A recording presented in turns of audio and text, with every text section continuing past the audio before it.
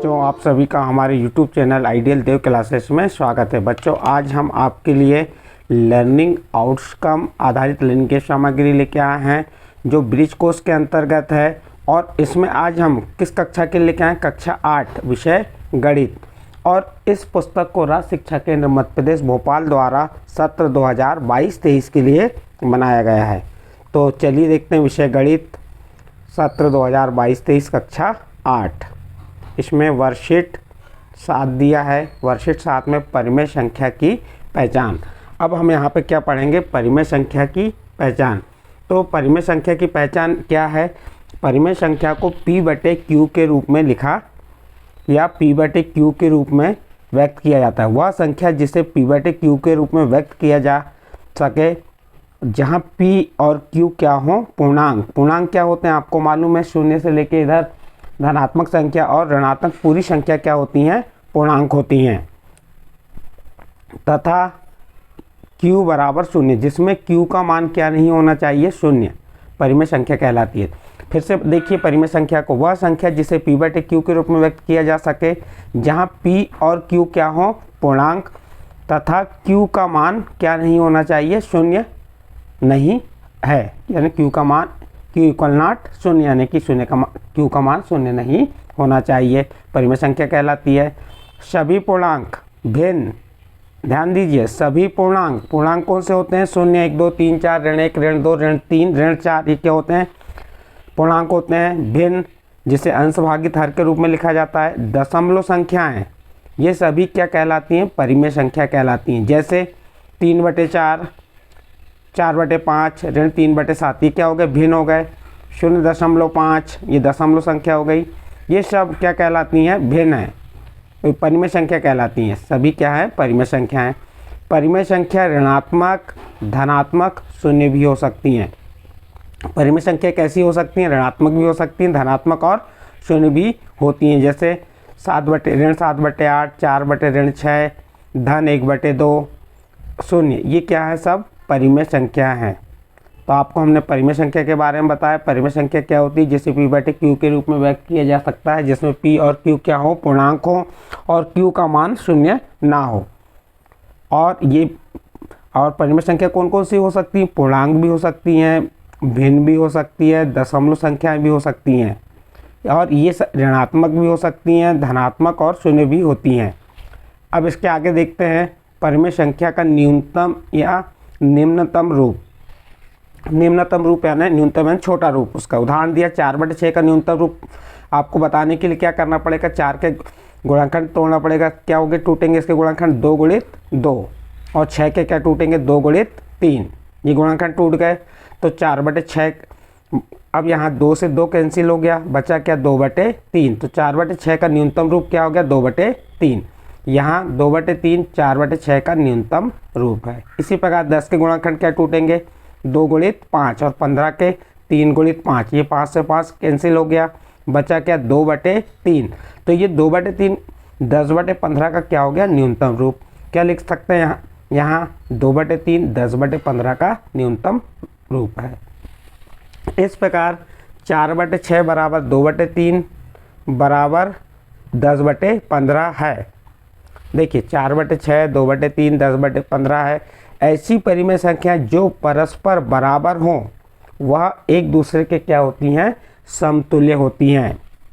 देखिए 4/6, 2/3, 10/15, ये सब क्या है? एक दूसरे के समतुल्य हैं, बराबर हैं, इसलिए क्या कहलाएंगी? समतुल्य कहलाएंगी।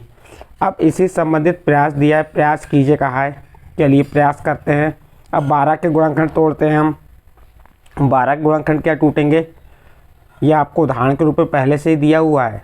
12 के गुणनखंड 2 × 2 × 3, गुणा करके देख लो। 3 दूनी 6, 6 दूनी 12, ये अंश का हो गया। नीचे हर में क्या है? 20। 20 के गुणनखंड क्या टूटेंगे?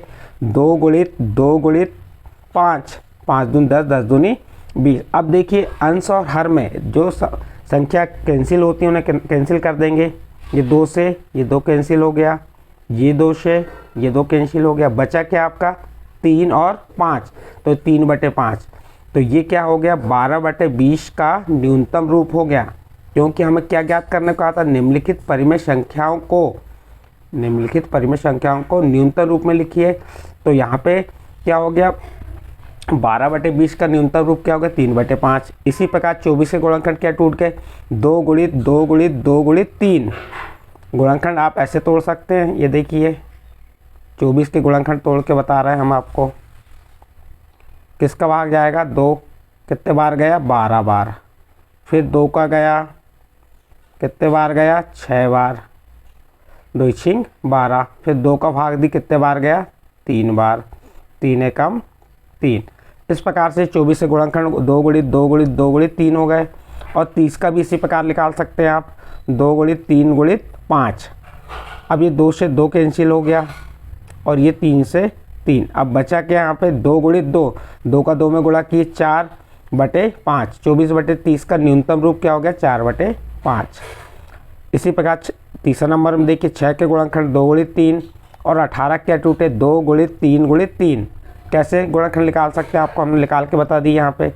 अब जो अंश और हर की संख्या क्रॉस होती है उन्हें क्रॉस कर दीजिए। 2 से 2 क्रॉस हो गई, 3 से 3 क्रॉस हो गई। अब ऊपर क्या बचा, 1 और नीचे क्या बचा, 3।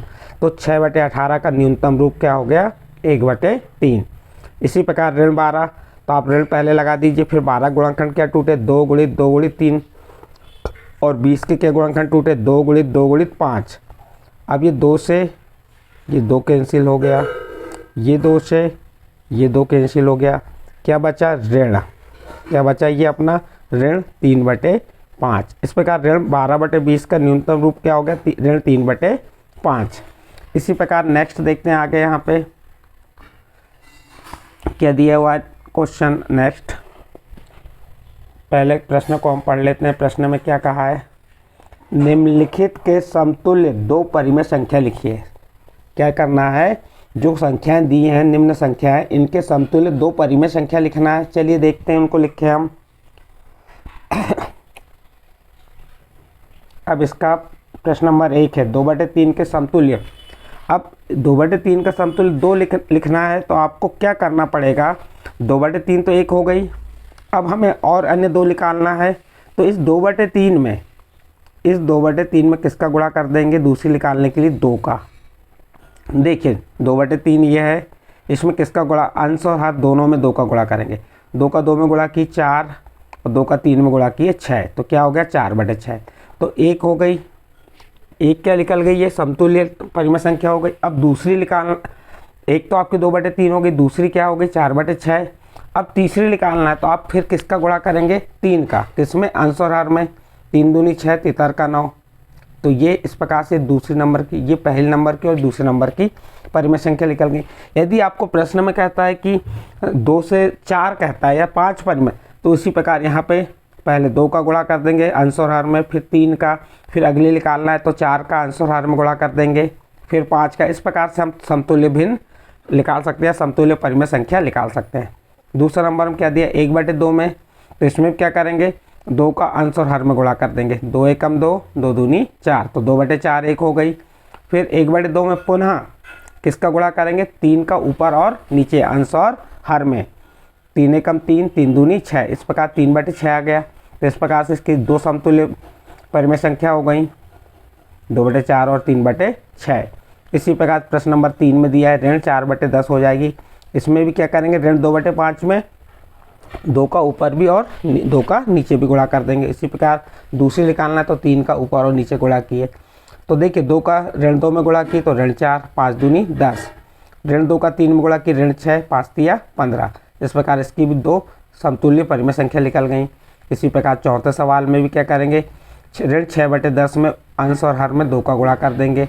तो अंश में गुणा की 6, तो क्या आया, ऋण 6 का 2 में गुणा की 6 दूनी 12, 10 दूनी 20।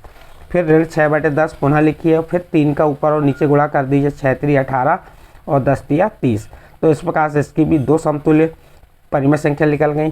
तो यहाँ पे बच्चों आपको हमने क्या बताया, एक परिमेय संख्या का न्यूनतम रूप कैसे बनाना है और समतुल्य 2 परिमेय संख्या कैसे बनाना है। 2 से 3 बना सकते हो, 4 बना सकते हो। 3 कहता है तो अब आगे और 4/4 का गुणा कर देना उसी संख्या से। तो इस प्रकार से लर्निंग आउटकम M703 परिमेय संख्या से संबंधित दैनिक जीवन की समस्या हल करने के है ये। और ये जो पार्ट किससे लिया गया है? ये पार्ट 9 से, कक्षा 7वीं के पार्ट 9 से लिया गया है। विषय गणित, पाठ्य पुस्तक कक्षा 7 पार्ट 9 से इससे लिया है और अध्ययन के लिए आप उसमें देख सकते हैं।